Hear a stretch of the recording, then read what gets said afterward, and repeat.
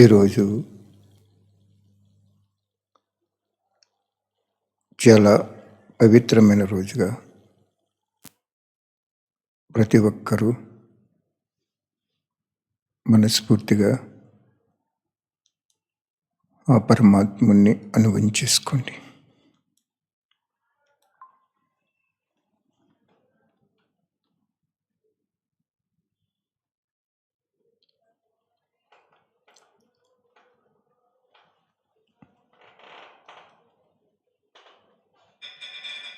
నక్షత్ర మండలం పైన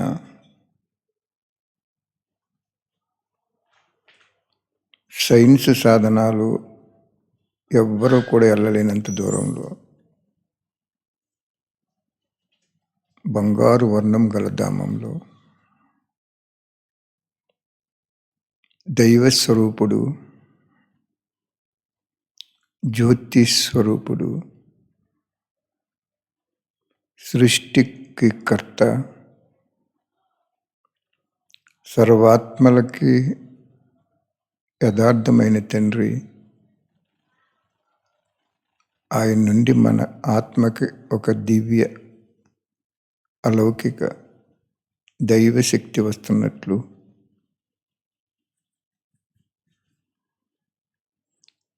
ఆ శక్తి ఆత్మలో నిండిన తర్వాత అక్కడి నుండి ప్రతి అవయవానికి వెళ్ళి ఈ లోనుగా ఇచ్చిన శరీరానికి ఆరోగ్యం ఇస్తున్నట్లు అనుభవించేసుకోండి.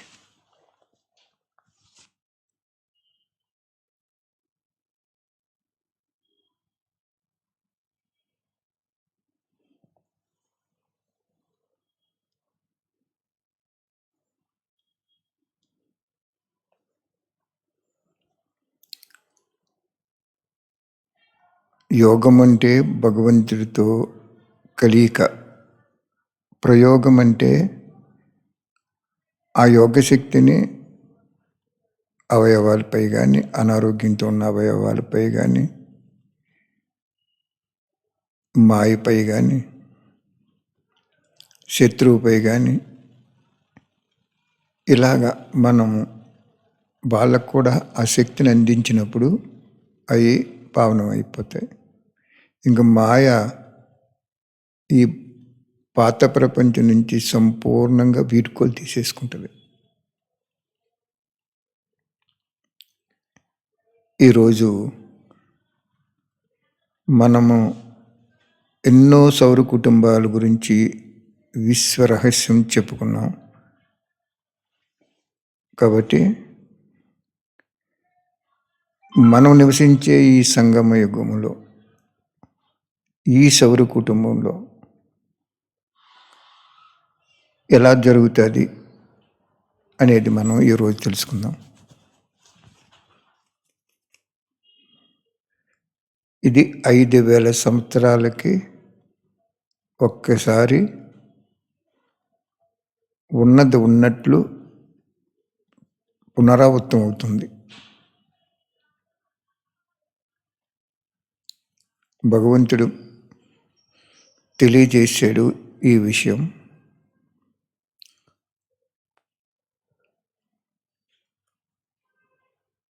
ఐదు 5,000 సంవత్సరాలు అయిన తర్వాత పూర్తిగా తమో ప్రధానం అయిపోయినప్పుడు ధర్మమేమో అధర్మంగా, న్యాయమేమో అన్యాయంగా, నీతి నిజాయితీలు మరుగున పడిపోయేలా, అధర్మము అన్యాయము రాజ్యం వెళ్తున్నట్లు ఆ సమయం ఇదే. ఆ సమయంలో స్వయం భగవంతుడు, జ్యోతి స్వరూపుడు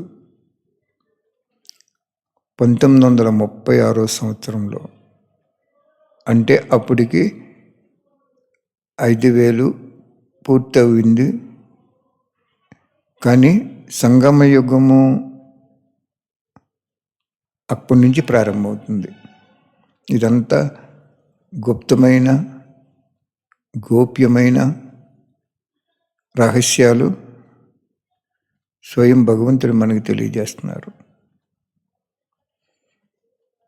1936 సంవత్సరంలో నక్షత్ర మండలం పైన మనలందరినీ పావనం చేయటానికి, పాత సృష్టిని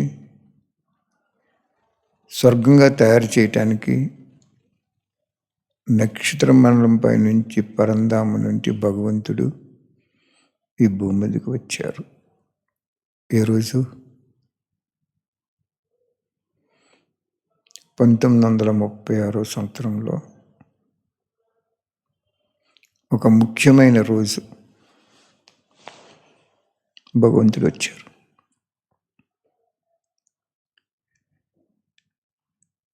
ఎలా ఉంటారు ఆయన? జ్యోతి స్వరూపంలో ఉంటారు.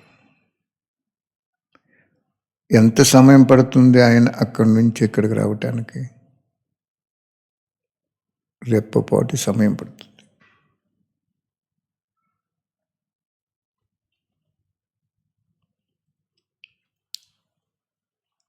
సింధు హైదరాబాద్ నగరం నందు, పాకిస్తాన్లో సింధు హైదరాబాద్ నగరం నందు ఒక వజ్రాల వ్యాపారి, ఆయన పరమ భక్తుడు.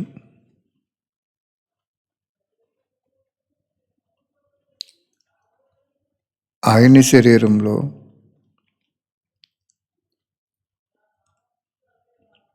ప్రవేశించి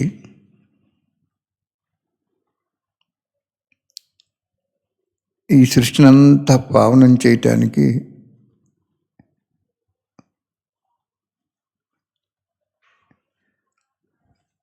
మనలందరినీ దేవతలుగా తయారు చేయటానికి ఒక్క సెకండ్లో అంత దూరం నుంచి ఈ వృద్ధ మానవ శరీరంలోకి ప్రవేశించారు.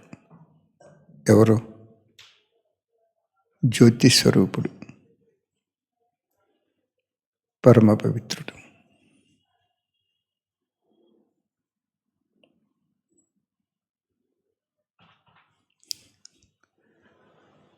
అనుభవం చేసుకోండి.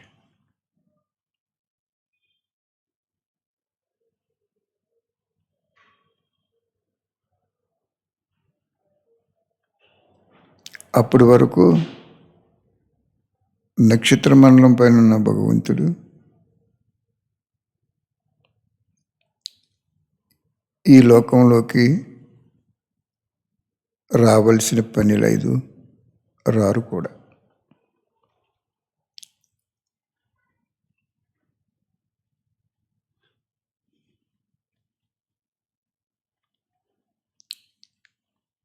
ఇక్కడ కొంచెం ఆ వజ్రాల వ్యాపారి ఆయన గురించి కొంచెం తెలుసుకుందాం. ఆయన చిన్నప్పుడు తన పినతండ్రి వర్తకంలో ఒక వర్కర్గా చేరారు. ఎవరు? ఈ వజ్రాల వ్యాపారి గల వ్యక్తిగానే చూసుకుందాం ఇప్పుడు. తర్వాత అతని మహిమ ఏంటి అన్ని తర్వాత చెప్పుకుందాం.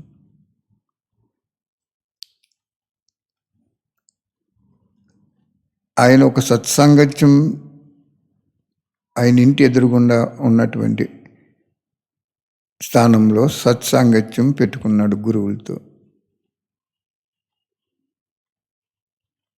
ఆ రోజు మనం ఎక్కడున్నామో తెలియదు. ఎన్నాళ్ళ విందుప్పటికి?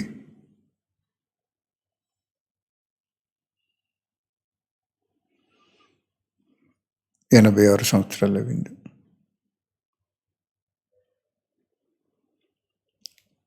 86 సంవత్సరాల క్రితం భగవంతుడు ఆయన శరీరంలోకి ప్రవేశించారు.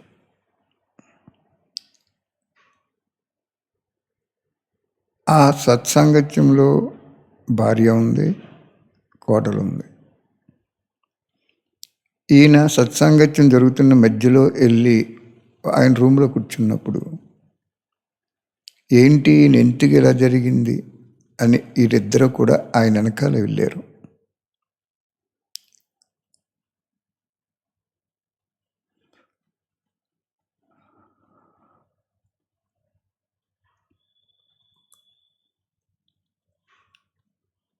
వెళ్ళినప్పుడు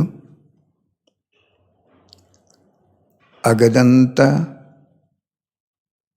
ఎర్రగా పరంధామ రంగులాగా బంగారు వర్ణంతో మెరిసిపోతుంది.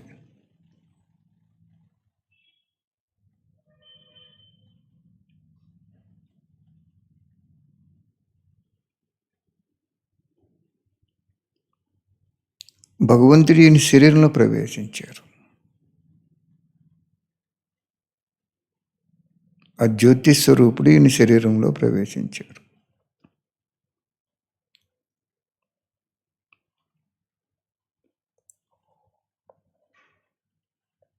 కోడలకి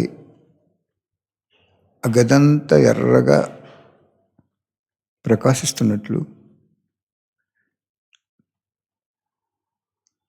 తన మామగారికి, అంటే ఈ వజ్రాల వ్యాపారాయనికి 2 నయనాలు ఎర్రగా ప్రకాశిస్తున్నట్లు సాక్షాత్కారం కూడా రియల్గా జరిగింది. ఆవిడ చూసింది. భార్యకి మాత్రం అనుభవం లేదు, కనపడలేదు.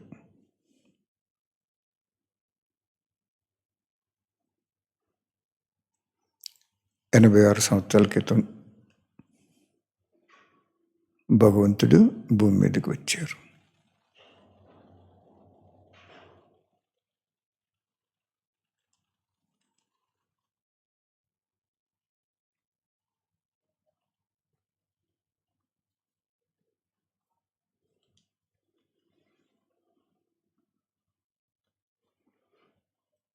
వచ్చి నిజానంద స్వరూపము శివోహం శివోహం అని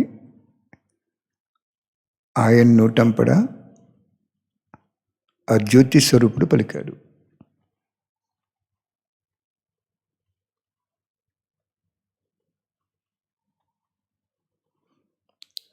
జ్ఞానస్వరూపము శివోహం శివోహం అని, ప్రకాశ స్వరూపము శివోహం శివోహం అని. అంటే ప్రకాశ స్వరూపమైన నేను శివుణ్ణి అని అర్థం. జ్ఞానము అంతా నా స్వరూపము, నేను శివుణ్ణి అని అర్థం. ఆనంద స్వరూపము శివోహం శివోహం అని చెప్పారు. ఆయనలో ఆనందం తప్ప ఇంకా దుఃఖం ఉండదు ఆయన దగ్గర. ఆయన్ని మనం గాంచామంటే, కలుసుకున్నామంటే ఆనందం తప్ప ఇంకేది ఉండదు.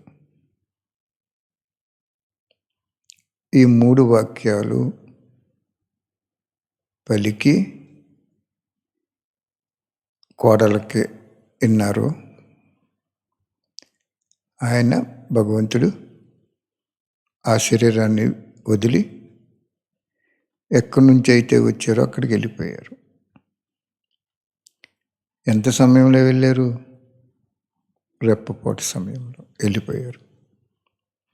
ఎంత సమయంలో వచ్చారు అక్కడి నుంచి? రెప్పపాటు సమయంలో వచ్చారు. అది ఎంత దూరం?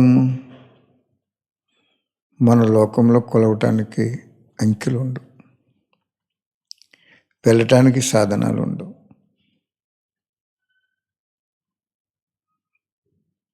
ఒక్క సెకండే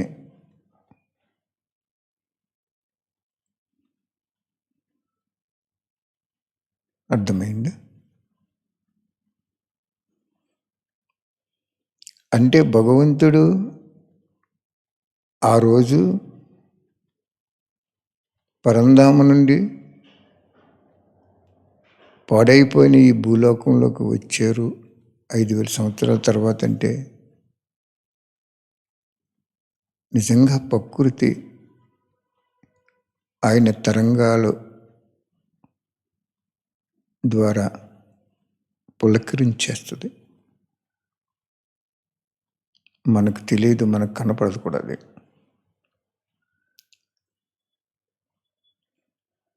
ఏ విధంగా అయితే గదిలో అగరవత్తి వెలిగించినప్పుడు అదంతా సువాసన వ్యాపిస్తుందో, అగరవత్తి ఒకే చోట ఉంటుంది, వెలుగుతూ ఉంటుంది, తాను కాలిపోతుంది, చుట్టూ సుగంధి వాసన సువాసన ఇచ్చేస్తుంది. అలాగే మన మంచి మనసుతో ఆలోచిస్తుంటే ఆ రోజు ఈ లోకానికి ఎంత శుభదినమో, ఆ రోజు ఈ లోకానికి పరమేశ్వరుడు వచ్చారు అంటే దుఃఖము, అందరి దుఃఖాలు హరించిపోతాయి. ఆ రోజు ఆ సృష్టికర్త ఒక్క సెకండ్లో ఇక్కడికి వచ్చారు అంటే పశుపక్షాదులు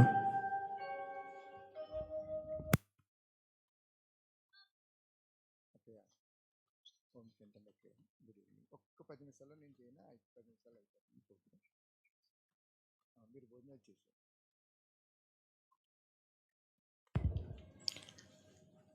ఆ రోజు విశ్వానికి తండ్రి వచ్చారు. ఆ రోజు సర్వ జీవరాశులకి సరైన స్థానంలో ఆత్మలో ఉన్న సంస్కారాన్ని బట్టి చిత్రాన్ని చిత్రించి వాటికి కూడా జీవనోపాధిని, ఆనందాన్ని ప్రసాదించిన తండ్రి వచ్చారు. ఆ రోజు పంచతత్వాల్ని సృష్టి ఆదిలో సంకల్ప శక్తి చేత జన్మనిచ్చిన అద్భుతమైన తండ్రి వచ్చారు.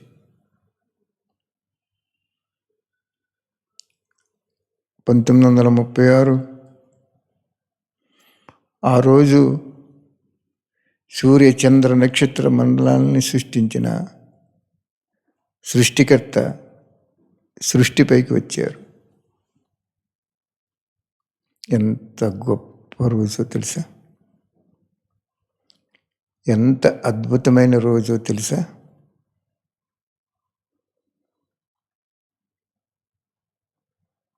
ఎంత నిరహంకారిగా ఉంటారో ఆయన తెలుసా?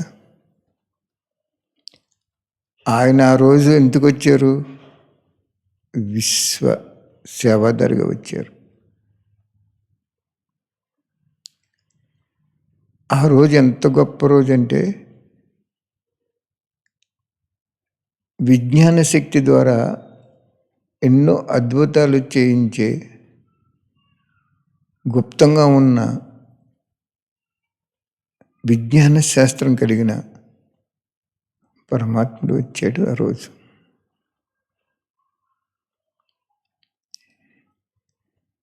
ఆయన ఆస్తి ఈ లోకం. ఆయన లేనిదే ఏదీ లేదు.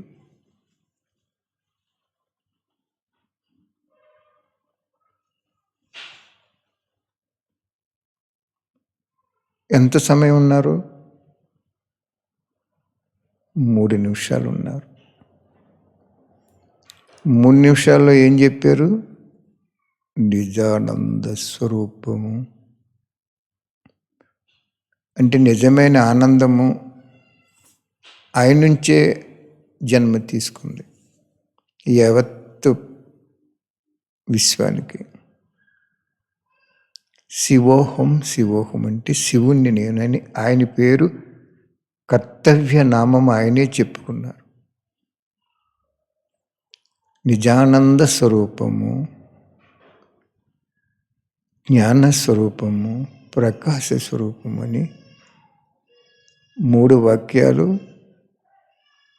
భగవంతుడు ఒక సాధారణ మానవ శరీరంలోకి వచ్చి ఆ శరీరాన్ని ఆయన ఉపయోగించుకుని విశ్వం కళ్యాణం కోసం వచ్చారు. ఆ రోజు ఎంత గొప్ప రోజు అంటే ఎవరికి తెలియదు. తెలుసుకున్న మనం ఒక్క నిమిషం అనుభవించేసుకోండి. 5,000 సంవత్సరాలకి ఒక్కసారి రాక రాక రాక రాక వచ్చారు. 5,000 సంవత్సరాల క్రితం మనకి అన్నీ ఇచ్చి గుప్తమైపోయిన తండ్రి వచ్చారు.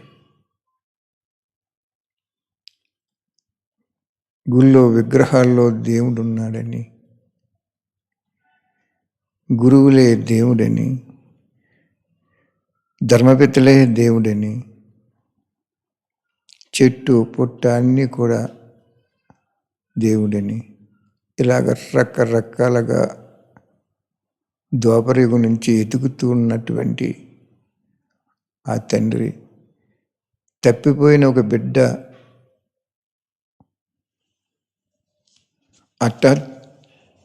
హఠాత్తుగా అనుకోకుండా కలుసుకున్నప్పుడు ఆ ఎరువుల్లో వచ్చే ఆనందము,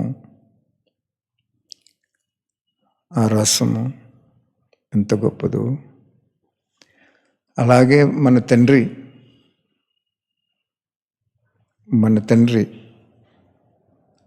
మన ఒక్కరికే తండ్రి కాదు. ఆ తండ్రి వచ్చిన రోజు అది. వెళ్ళిపోయారు ఆయన. ఎవరికి అర్థం కావట్లేదు. ప్రవేశించిన ఆ వజ్రాల వ్యాపారి ఆయనకు కూడా ఏమీ తెలియట్లేదు. ప్రవేశించినప్పుడు తెలియలేదు, ఏమీ తెలియలేదు. ప్రవేశించి వెళ్ళిపోయినప్పుడు కూడా ఏమీ తెలియలేదు. అద్భుతమైన రోజున ఒక్క నిమిషం అనుభవం చేసుకోండి.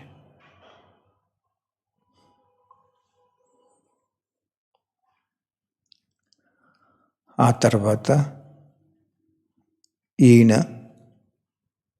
ఎవరో వచ్చినట్టు అనిపించింది నాకు అని ఈయన మదన పడుతున్నప్పుడు ఆయనకి గురువుల్ని అడిగారు, మీరు చేయించారా? మీరు ఎవరైనా ఇటువంటిది అని. మేమెవరూ చేయించలేదన్నారు.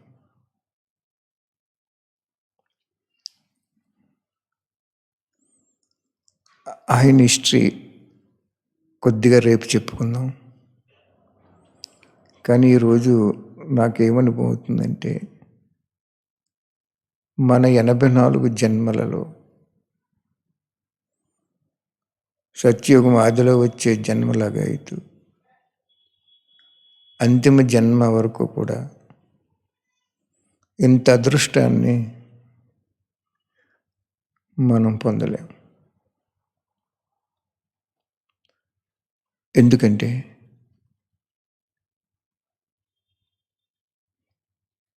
ఆయన వచ్చారు అంటే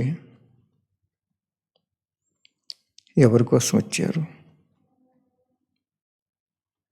ఎందుకోసం వచ్చారు? ఏమి చేయదలుచుకుని వచ్చారు అనే 3 ప్రశ్నలకి సమాధానం ఏంటంటే, ఎవరి కోసం వచ్చారు? అందరినీ స్వర్గం పంపటానికి వచ్చారు. ఎందుకోసం వచ్చారు?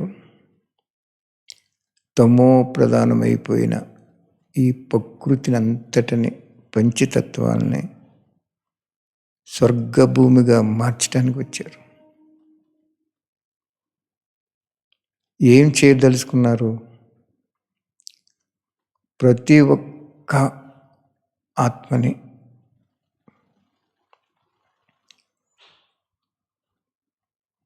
పునర్జన్మ పరంధామ తీసుకెళ్ళాలని,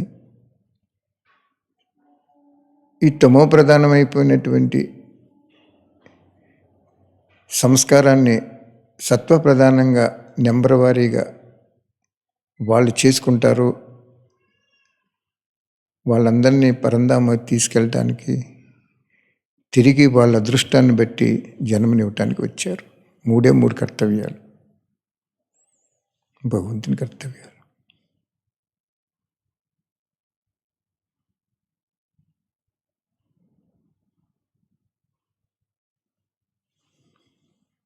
ఓకే,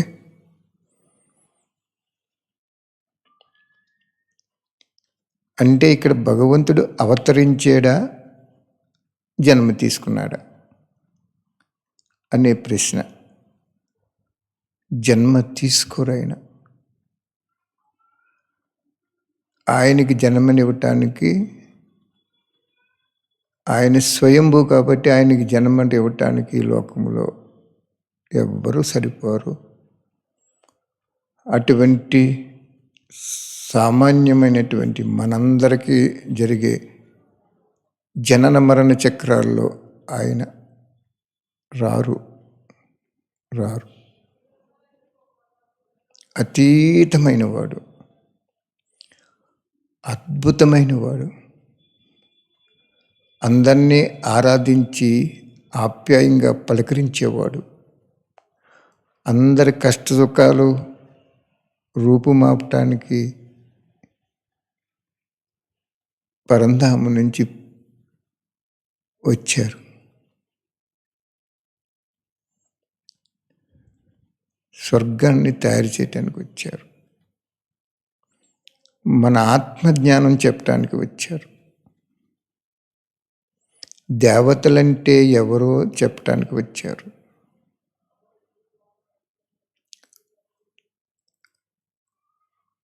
ఎలా ఉండాలో మనం, భక్తులంటే ఎవరు, ప్రజలంటే ఎవరు, దాసీలంటే ఎవరు, దాసీలకి దాసీలంటే ఎవరు, విశ్వమహారాజు ఎవరు, యుగాలు ఎన్ని, ఒక్కొక్క యుగం ఆయుష్ ఎంత, ఏ యుగంలో ఎలా ఉంటుంది,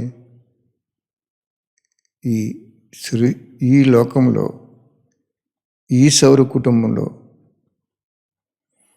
ఎవ్వరూ కూడా తెలియనటువంటి వాళ్ళందరికీ సామాన్య రీతిలో, సామాన్యమైన భాషలో, సామాన్యమైన శరీరంలోకి వచ్చి చెప్పారు. అర్థమైందా?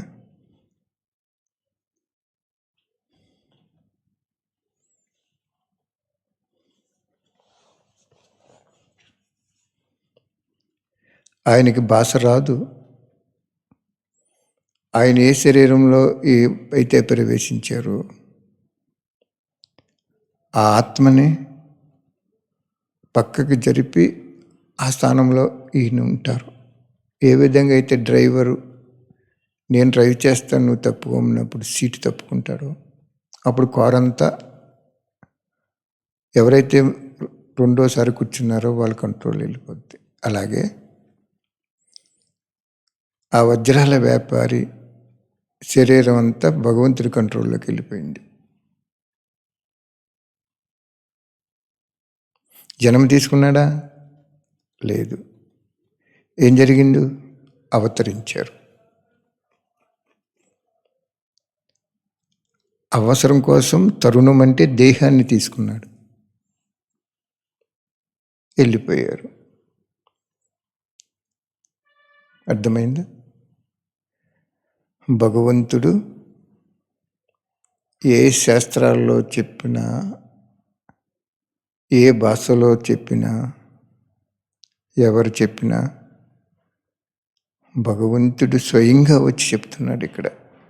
ఎప్పుడైతే ఆయన వచ్చారో మిగిలిన అన్నీ కూడా